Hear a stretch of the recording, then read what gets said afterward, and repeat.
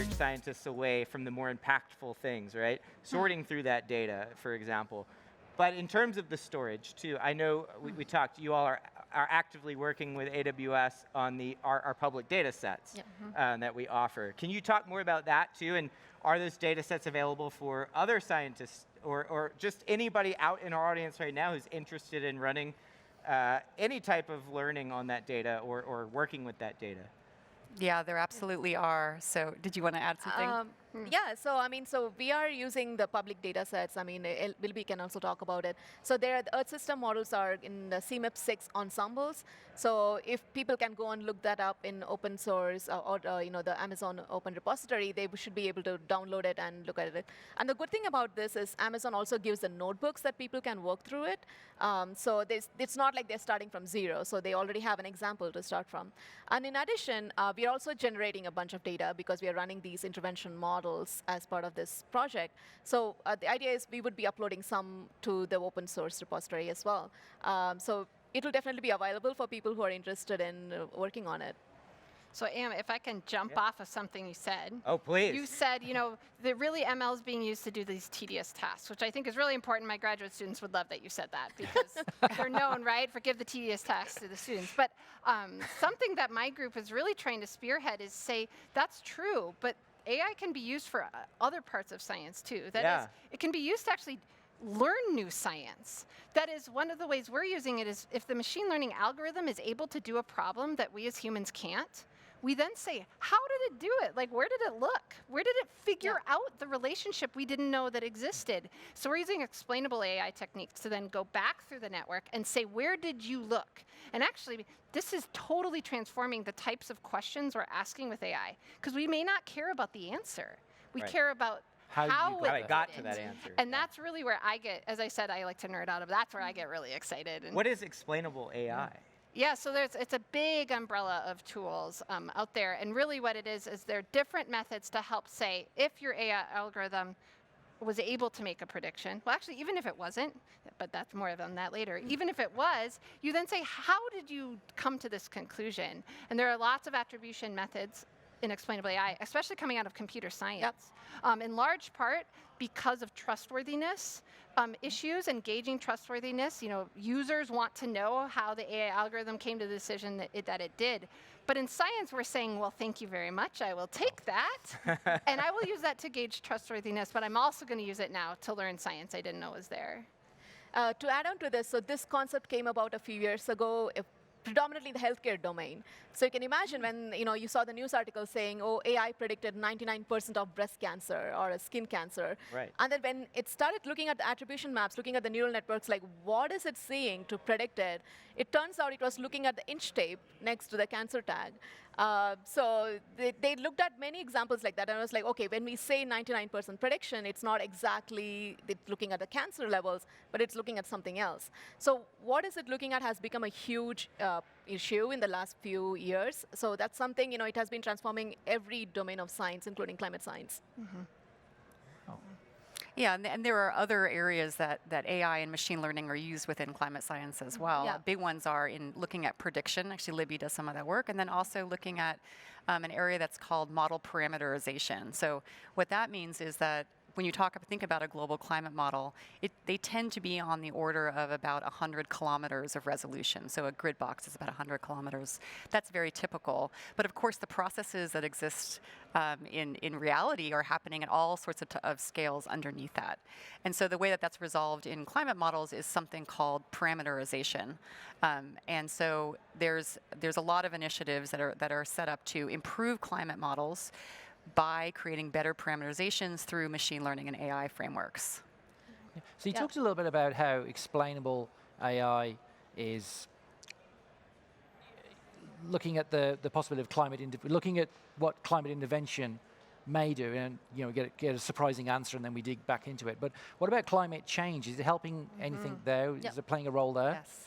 Absolutely. So at least in my work, the same tools that I mentioned we're using for studying climate intervention impacts, we're also doing for climate change in the same way. And actually also even without change, there's a lot of questions and things we don't understand about the climate system still, or weather. I mean, just like, is it going to rain tomorrow, right? Will it ever be summer in Seattle? Ever. The answer, no, I know that. It's no. I'm very disappointed to hear that. Sorry to say.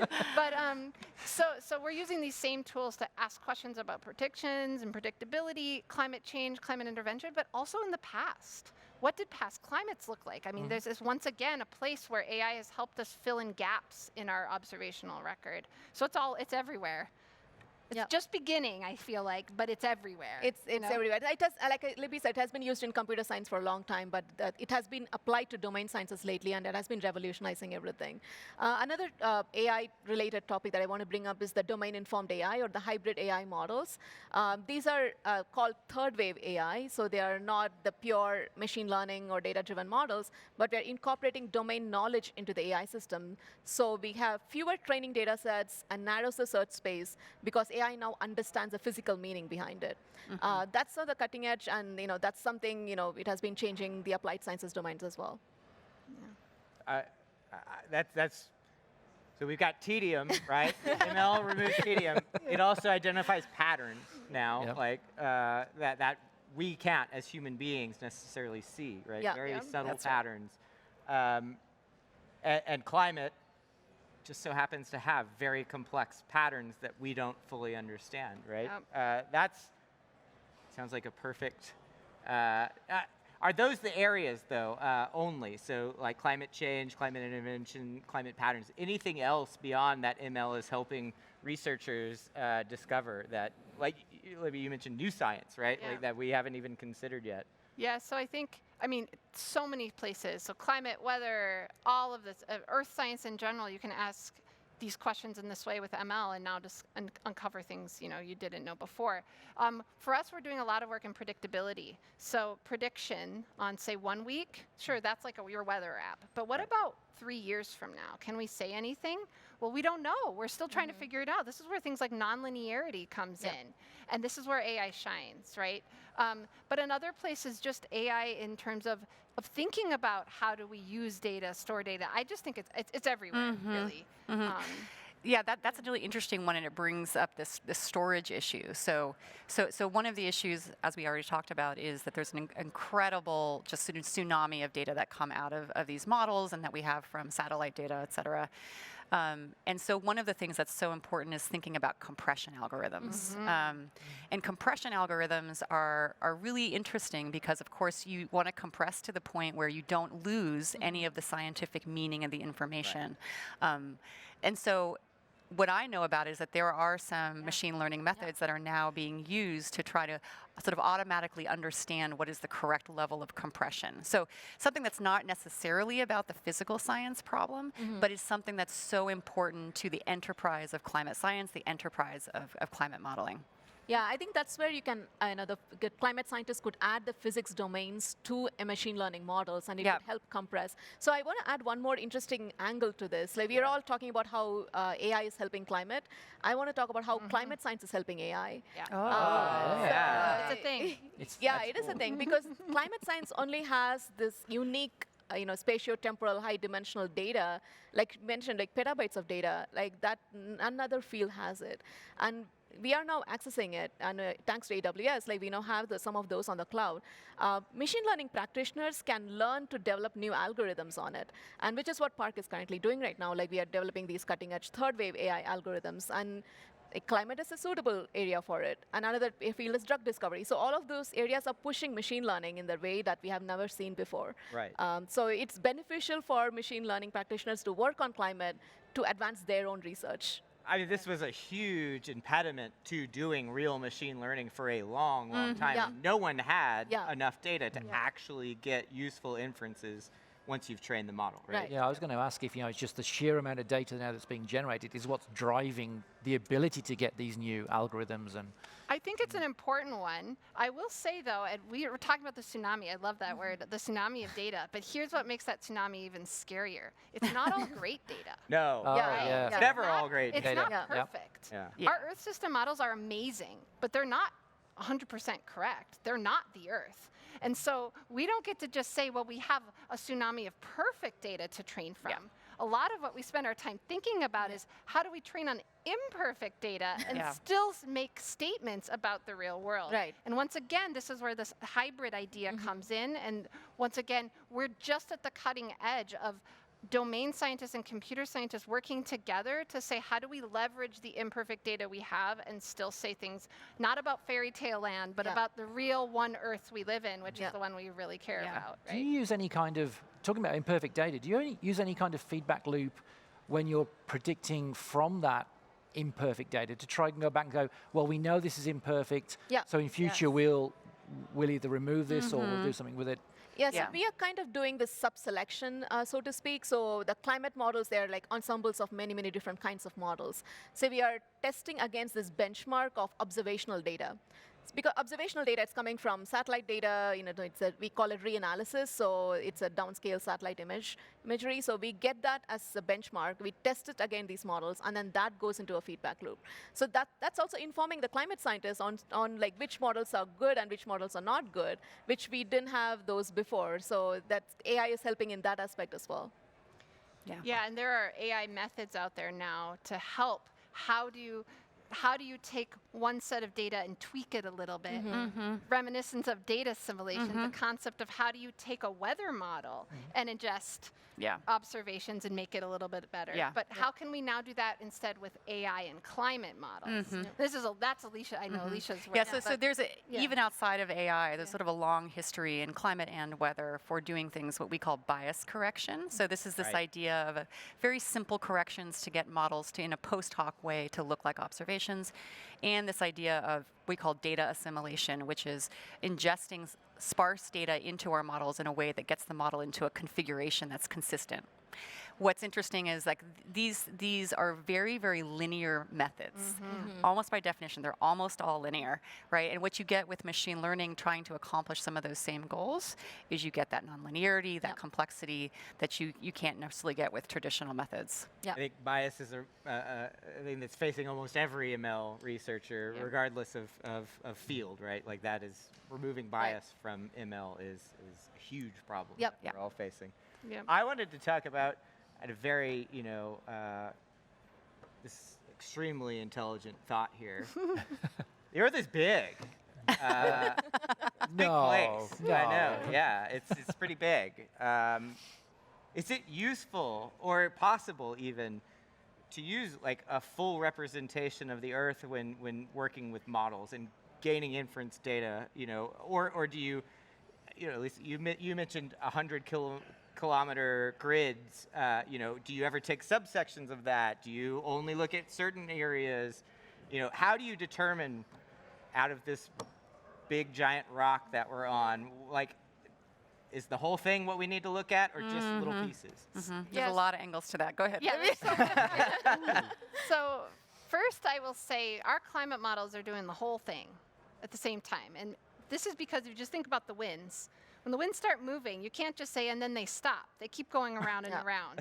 And again, this teleconnectivity of all these different aspects, you can't, it's hard at the climate scale to chop it up. Yeah. All right, at the weather scale, that's actually different because things happen faster over a few days. But on the climate scale, we're talking days to months to years to decades. You can't split it up. At the same time, because of that, we have an issue of compute. We can't have the climate model running at inch by inch scales. And so this is where I think just innovations in computer science, in machine learning, in earth science modeling have are really taking us to new places. Yeah. So I'll let you guys jump in. I mean, one of the most exciting things that have been happening, I would say in the last 5 years or so, is this idea of what's called regional refinement. And so this is the idea that, yes, we need to respect the physics and the dynamics over the entirety of the globe, but we might want to put special attention on certain regions. And so what that means is instead of having 100-kilometer grid cells everywhere, in some regions, you have it down to 10 kilometers, for example, right? And so this is really a huge advance that's coming in from the software engineering part, from the computational, from the model building part.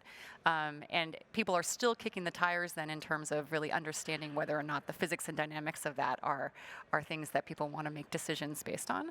But it's a really exciting area. And there are even some models now which are able to adaptively create those refined grids. Again, extremely cutting edge, very, very interesting. Yep. I would say for our problem, like we are looking at specific variables within climate. So if you're looking at an intervention problem, it's like cloud properties versus like temperature, precipitation. That kind of narrows the compute space quite a bit if you're not looking at everything, even though like we ignore other effects for a while just to understand the relationship between those two. So we have to do some kind of compromise here, either with the resolution or with the variables to understand what's going on. I will say, though, bringing in ML, there's been some recent work, and by recent I mean in the last year, of people saying, can we make a fully ML-driven model? Model, yeah. So say, let's for a moment forget physics, And storage. gravity, and doesn't I fall often down. have. Yeah. Let's just see, can we train an AI to do the whole thing across the whole globe? I mean, just the fact that they got it to hit go and the thing didn't die is amazing. And some of these do okay. Yeah. The problem, of course, comes in when you go in and look and you realize gravity's pulling up and energy's just vanishing, and now what do you do? And this is, again, where this That's where the physics constraints come in. Like we make it model hybrid, so we teach the model how to use gravity. And then it will learn gravity, and then we teach the model how to balance the energy, and then it will learn it. So I think that's the work in progress. I think we should definitely look for those alternatives. Model sounds a lot smarter than me already. It is way smarter than I am. Smarter than all of us, I think. Yeah. I had another question, unless you... No, carry on. Okay. This is a fascinating discussion. I am so ahead of my depth, but I'm learning an awful lot. So, with these public open data sets, with, democratization of ML and AI, what do you all see the role of just everyday developers, startups? What's the role in, I think for a long time, obviously, climate research was locked into academic institutions, right? Yep. Do you see that shifting? Do you see more people getting involved that couldn't, without the backing of a large university prior? Yep. I know Steve and I actually were just recently in DC. We went to the Smithsonian. They had an exhibit about something like this. But I'd love to hear, from the field, what you all are seeing, too. Yeah. I can start with this. So I have worked in the climate analytics field, the private sector there. So that is, as you point out, a rapidly growing area. And they have very specific data needs that are overlapping but distinct from what's happening in academic science. A big part of what happens in the private sector is there's a real big focus on sort of boots on the ground impacts, right? So, and what that means is stepping away from the questions about the science, which sort of live in the academic space, why does it behave this way? And instead asking the questions, if we have a large-scale climate behaving like this, what is that going to mean in terms of flood risk, extreme heat on a building level? What is it going to mean in terms of things like tropical cyclone frequency, and sea level rise, things that people are actually experiencing in their lives?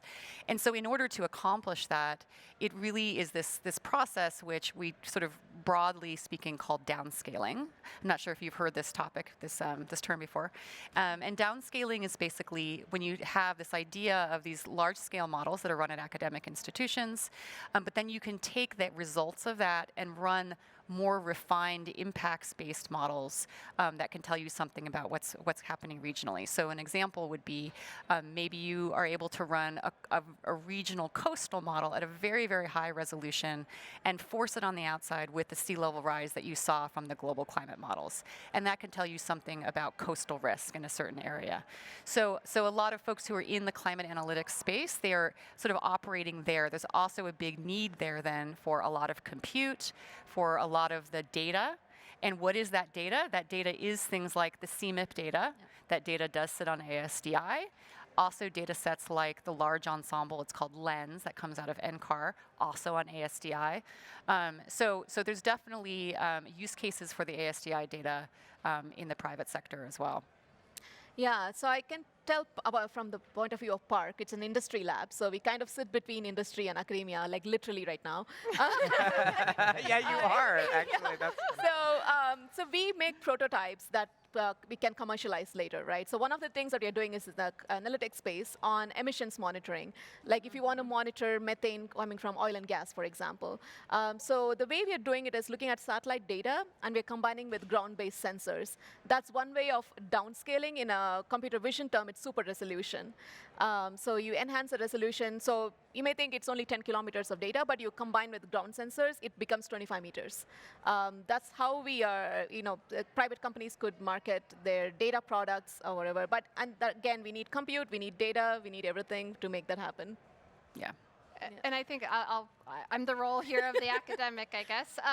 So a lot of the depressing parts of being an academic is you do this great work and you just wonder, will it ever go anywhere? Do I have to wait 30 years before that one person finally picks it up? So in talking about open data and things becoming more accessible, from an academic perspective, I'm seeing our work get used that much faster. Because it's available, people see its impacts. We're also asking questions slightly differently, knowing that the community is going to be able to pick it up faster, given that the data is available to them, that you don't have to have a PhD in machine learning to do it. This ends up being really exciting. Another big thing we've noticed, too, is academic positions training students that are not just going out to stay in academia, but are really going out into the world to be a part of industry. I mean, this makes me super excited. Yeah. I want to expand on this a little bit, but your question just triggered something in my mind. So outside of work, one of the things I do is astrophotography. And one of the things that astrophotographers tend to do, because we spend a lot of time taking photos of the night skies, we help spot things like supernovas or whatever, comets that haven't been spotted yet, or meteors. Is there a role for, I don't want to, well, I'm going to use the term everyday scientists, right? The wider community to get into this data and help out in a kind of divide and conquer mode, or is it really reserved just because of the sheer size of it and the computational need for academia and et cetera? Well, some nice examples. These are older examples, but of a sort of crowdsourcing. That's the term I was trying to get to. Yeah. Running climate models on everyday laptops and saying we can't do all of this compute on our own servers. So you could download a sort of a climate model and hit go and help out. Just sort of like looking for alien life Like forms. the SETI. I was going to say. Exactly. Just like the SETI idea. That was a big push in the last 10 years, I think. That's used less now. Yeah. I mean, the other piece an example of that crowdsourcing that I've seen, which is interesting, is feature identification, which has been taken over by ML methods in a way, right? Which was the idea that there were certain features that were difficult for computers to find, but were easy for people to find. Like, for example, what are the boundaries of some sort of weather system, right? That's something that a person can naturally understand, but it's harder for a computer to do that. Yeah. But not so much anymore. Yeah, so I'm not a climate scientist, so I can answer that question, I guess. So I'm interested in climate, and I come from a mathematical background. So I started looking up data sets, and I started working with climate scientists to understand more. So I think that's one part is sure. Like, if you want to progress further, you have to work with climate scientists. You cannot take a data, throw some ML in it, and then say you have found something. Right. And 9 out of 10 times that's wrong. So it always helps to work with the domain experts to understand what's going on. But it's a huge area for improvement, and for it's rewarding to work on something like this. And I will say we want friends. Yeah. So I will say, we're looking for those experts who would like to help out with climate science, who have the tools and the knowledge that I don't. And so I think that's and then there's another piece which I think often gets overlooked, but is so important, which is a workforce issue, which is, a lot of what we're talking about are scientists and the role that scientists play, and scientists very often are playing this dual role of being scientists and also software engineers because they're working with these incredible codes. But there is a huge space and availability for trained software engineers in this space. We need them for coding, we need them for working on our high HPC architecture, we need them for doing things like porting models onto the AWS cloud. So there's definitely a place within the climate scientists and research to be accelerated by this software engineering and technical workforce coming in. You all have to let me know what it's like to get friends. Very curious about that. Maybe we can run some models on that as well, what it's like to have friends. Just a depressing detour into my own life. Well, we are talking about climate change, so that's already That's true. We're already there. We're already there. We've got about 30 seconds left. Anything you want to leave our audience with before we have to sign off? It's okay if no. But There are a lot of interesting problems to work on, so just look up AWS over ASDI Open Data Repository, Yeah. and you can get started right away to play on that. Yeah. is there anywhere that I can go? Like, you're asking for software engineers. Could I go and sign up, like, somewhere? To sign up to have a job? No, not a job, but Sign like, up to help. like we've been- community groups. So- meetups, Oh, that's things like interesting, that. yeah. There is a group called Climate Change AI. Okay. you And should there's look it up. Yeah. supposedly, I just talked to them last week, so hopefully starting a channel to do Yep. just that. Okay. Awesome. So- Climate change, I'll keep All an right. eye out. Thank you all Yeah. for joining us for one of the sessions that I feel This the was great. least qualified for and the most honored by our guests Yes. for entertaining Yeah, our thank questions. thank you so much for joining us. This was incredible. Thank you Yeah. all. Thank you. Thank Steve, you. I'll see you next time. Yep. You're out tomorrow. I'm done. We will be back tomorrow with more, so join us then. See ya.